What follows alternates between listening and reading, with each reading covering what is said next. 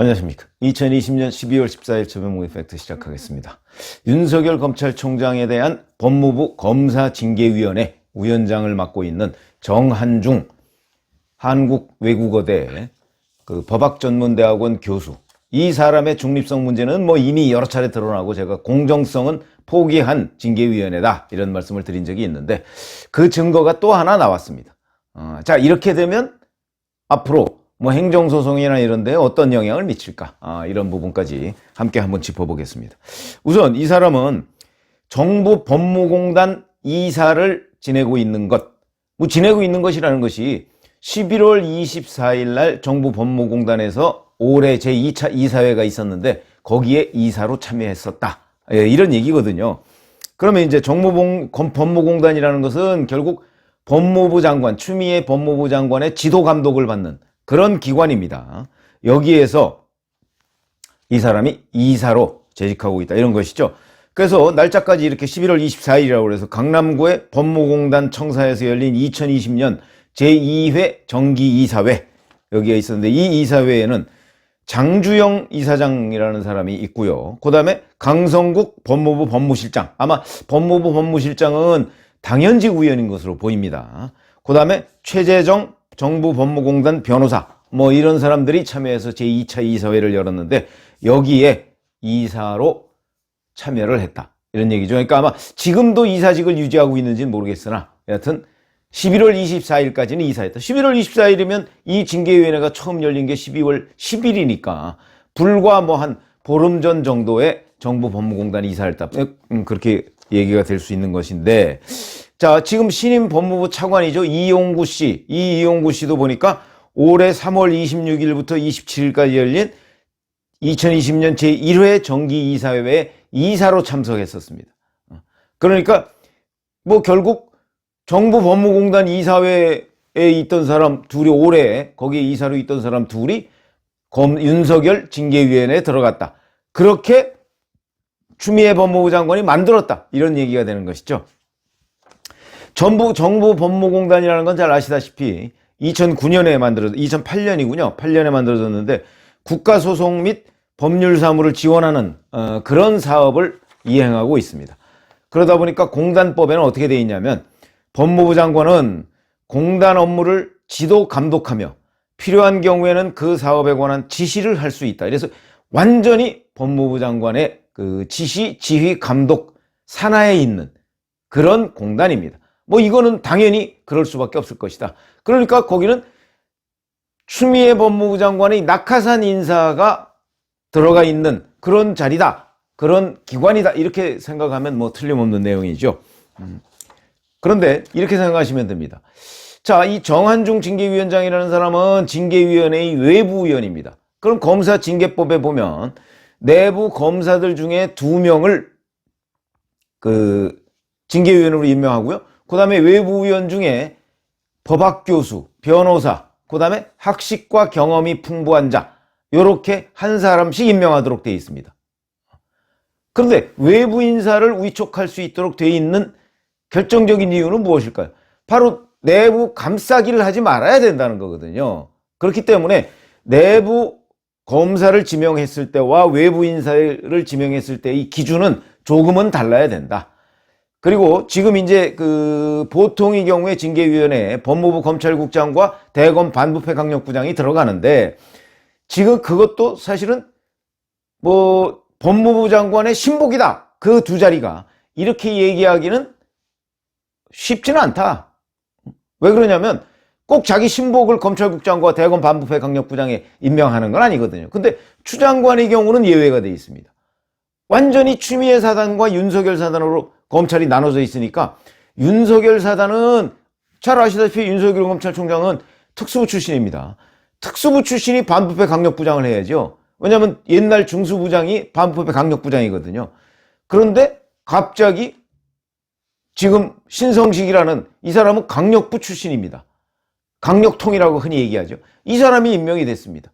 그러니까 이 사람은 윤석열 사단과는 완전히 거리가 먼 추미애 사단이 임명이 됐기 때문에 요 두 사람이 필연적으로 추미애 사단일 수밖에, 추미애 사단의 핵심일 수밖에 없다, 이런 것이고, 그래서 이제 불공정하다는 얘기고, 그렇다면 외부 인사는 이 두 사람이 추미애 사단의 핵심이라면 어느 정도 공정성을 띈 사람으로 임명해야 되는 것이 이 검사징계법이 취지에 맞는 겁니다. 그런데 추 장관은 또 이 사람들마저 완전히 자기와 어떤 이념적 또는 무슨 성향적 색채를 같이 띠고 있는 사람을 임명했다. 근데 그 중에 또 하나의 증거가 바로 자기의 지도 감독 하에 있는 공단의 이사를 뽑아다가 징계위원장을 시켰다. 이것 또한 불공정한 것 추가 아니냐, 이런 지적이 나오는 것이죠. 그래서 그런 거에다가 이 사람은 정한중 위원장은 이뿐만이 아니고 뭐 한 차례 말씀을 드렸습니다마는 사실 10월 22일 날 대검 국정감사가 있었을 때 여기에서 윤석열 검찰총장이 뭐 기억나실 겁니다. 자, 임기가 끝난 후에 어떻게 할 것이냐라는 얘기를 질문을 받았었죠. 국민의힘 의원들한테. 아마 그때 유상범 의원이 질문한 것으로 알고 있는데, 그러니까 7월 24일 날 임기가 끝나는데 끝난 뒤에 나는 우리 사회로부터 혜택을 많이 받은 사람이기 때문에 그 혜택에 대해서 어떻게 갚아줄 수 있을 것인지 그 부분에 관해서 임기가 끝난 뒤에 천천히 생각해 보겠다, 이런 식으로 얘기를 했습니다. 그러니까 여기에 대해서 김도우 의원이 그 생각 중에 혹시 정치도 포함되느냐라고 얘기했더니 아이 그걸 어떻게 지금 말씀을 드립니까? 라고 얘기를 한 것이 답니다. 그런데 그걸 가지고 여태 정치를 할 것인지 말 것인지에 대해서 윤 총장이 부인하지 않았다. 거기까지는 맞습니다. 부인하지는 않은 거죠. 그러나 그게 곧 정치를 할 것임을 시사했다는 아닙니다. 그렇죠? 이게 말이 어다르고 아다른 거죠. 할 것임을 시사한 건 아니죠. 부인하지 않았을 뿐이고, 근데 이 부인하지 않은 것이 그 앞에 말과 일관성이 있습니다. 앞에 말은 7월 25일부터 생각해 보겠다는 거 아닙니까? 천천히. 그런데 그 생각을 지금 미리 얘기해라, 그 결론을. 아니 생각을 시작도 안 했는데 어떻게 결론을 얘기합니까? 그러니까 숨이 일관하긴 하지만 이걸 가지고 이제 추미애 장관도 그게 정치를 하겠다는 뜻이다, 이렇게 공격을 하는 그런 근거로 사용하는데, 글쎄요, 이거는 만약에 법원에 간다면 저는 판사들은 그렇게 판단하지 않을 것 같아요. 부인하지 않은 건 사실이지만, 그러나 그러면 10월 22일 날 부인했다고 해서 아 윤석열 총장 정치 안 할 거야, 다 이렇게 믿을 건가요?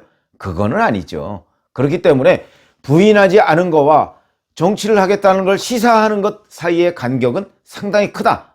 그건 분명히 다른 것이다. 그런데 그럼에도 불구하고 여기에 대해서 이 정한중 징계위원장은 당시에 이렇게 얘기했습니다.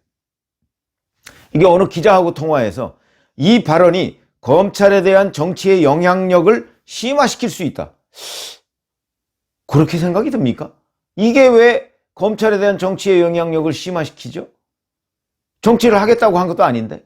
그리고 설령 정치를 하겠다고 한들 누가 그 사람한테 정치를 하겠다고 할 수도 없겠죠. 뭐 현직 검찰총장이니까. 근데 어쨌든 그래도 누가 정치의 영향력, 그럼 국민의힘이 뭐 윤석열 총장한테 이거 이렇게 해주세요라고 부탁한다는 얘기. 이 발상이 참 희한합니다. 논리 전개가 연결이 안 됩니다. 그 다음에 그렇다고 이렇게 또 가정을 전제로 또 얘기합니다. 윤 총장이 실제로 정치에 뛰어든다면 검사의 마지막 공직으로서 검찰총장의 임기를 보장해 권력으로부터 독립된 수사를 하게 하는 검찰청법 취지에도 어긋난다.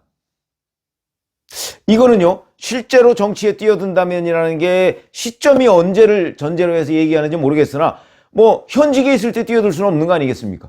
그러면 전직자가 됐을 때, 검찰총장을 그만뒀을 때 정치에 뛰어드는 것이 검찰청법 취지에 어긋난다고요? 그게 왜 검찰청법 취지에 어긋나죠? 그러면 검사를 그만두고 변호사 하는 것도 뭐 법에 어긋나나요? 예를 들어서 처음부터 정치를 할 생각을 가지고 있다가 검찰총장 임기가 끝남과 동시에 나 정치하겠다 라고 얘기하면 추정은 가능하겠죠. 아니 현직에 있을 때부터 정치할 생각이 있었던 건 아니야. 추정은 가능하지만 논리적으로 연결은 안 됩니다.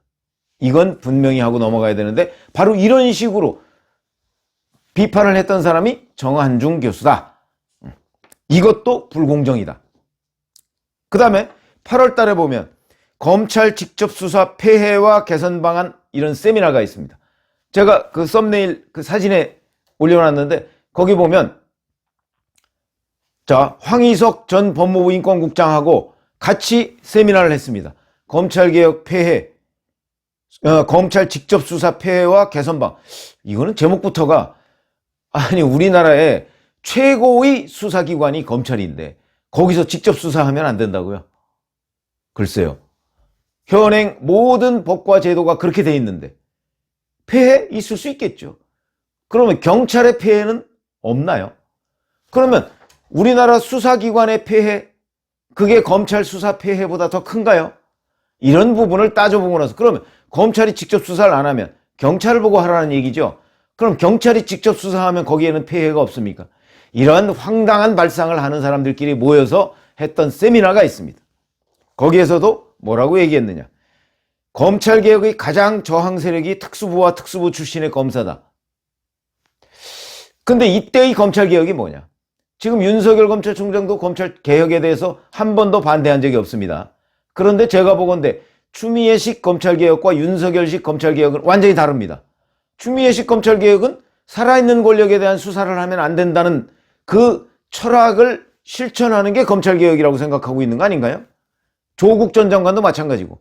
그래서 윤석열 검찰총장이 죽은 권력, 이명박 정부와 박근혜 정부 사람들에 대해서 수사할 때는 박수치던 사람들이 살아있는 권력, 조국 전 장관, 울산시장 선거 개입 의혹, 유재수 부산시 경제부시장, 그 소위 친문 사람들하고 친하다는 그 사람에 대한 수사를 시작하면서부터 윤석열 검찰총장 찍어내기를 시작했죠. 그러면 이 사람들이 그때부터, 근데 그때도 구호가 검찰개혁이었습니다. 그러면 이 사람들이 얘기하는 검찰개혁은 뭐죠? 결국 살아있는 권력을 수사하지 못하게 하는 각종 제도적 장치와 억제, 방해, 이것이 검찰개혁인데 지금 정한중 위원장은 바로 그 검찰개혁이라는 똑같은 단어를 사용해가면서 여기에 가장 큰 저항 세력이 특수부 출신의 검사라고 얘기합니다. 그러니까 결국 살아있는 권력에 대한 수사를 하려고 하는 사람들이 검찰개혁 저항 세력이다. 이렇게 논리적으로 귀결이 된다. 그 다음에 윤 총장이 저렇게 저항하는 걸 보면 전관예우라는 틀에서 보면 충분히 이해가 된다. 이렇게 얘기했습니다.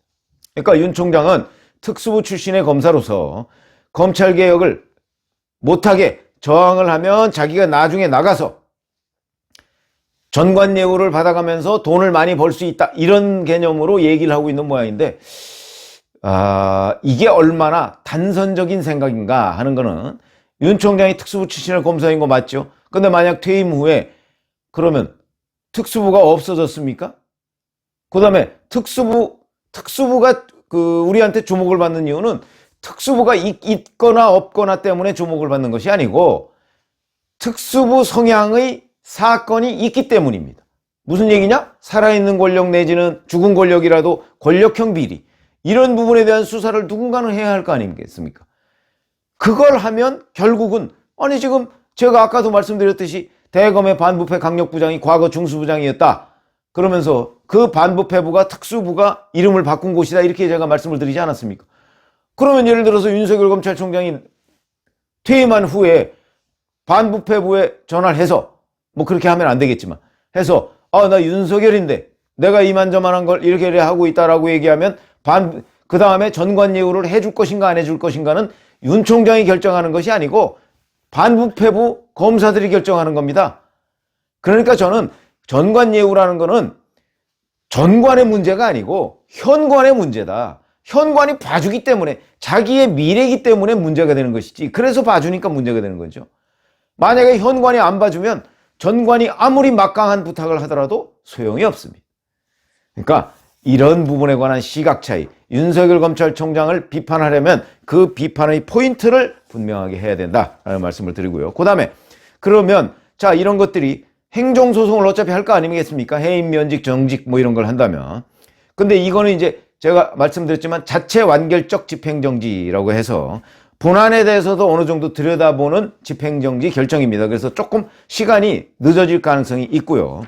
자, 그러면 집행정지를 인용할 것이냐 말 것이냐, 이거는 뭐 유튜버들에 따라서 또는 언론에 따라서 천양지차로 완전히 엇갈립니다. 제가 알아본 바로는, 제가 뭐 통계를 낼 정도는 아니지만 알아본 바로는 이거는 엇갈리는 게 맞습니다. 판사에 따라서 다릅니다. 얘기가 다릅니다. 서로 판단이 다르다는 것이죠. 그건 뭐 그럴 수 있죠. 그렇기 때문에 이걸 어느 한쪽으로 몰아서 인용될 것이다. 인용될 건 몇 프로, 뭐 이거 각하될 건 몇 프로 이렇게 얘기하는 것은 굉장히 위험한 발상이고 무책임한 발상이고 또 사실관계에도 맞지 않는다.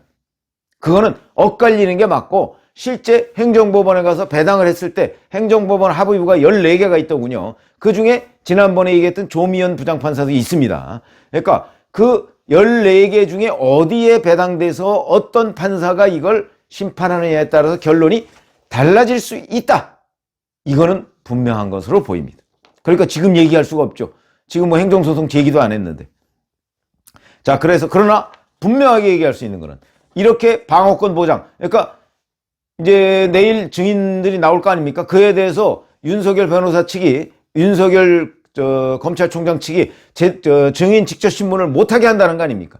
그랬을 경우에 방어권 보장이 안 되는 것이죠. 그런 거 이렇게 불공정한 징계의 구성, 그 다음에 뭐 징계 사유가 우선 사실관계가 전혀 뒷받침이 안 됩니다. 이런 것들 때문에 결국은 이렇게 되면 가처분 그게 인용될 가능성이 높은 것 아닌가? 그 인용될 가능성을 바로 불공정성에 대한 뚜렷한 증거가 또 하나 나옴으로써 인용될 가능성을 조금 높였다. 이렇게는 충분히 얘기할 수가 있는 대목이다. 여기까지 말씀을 드리겠습니다. 감사합니다.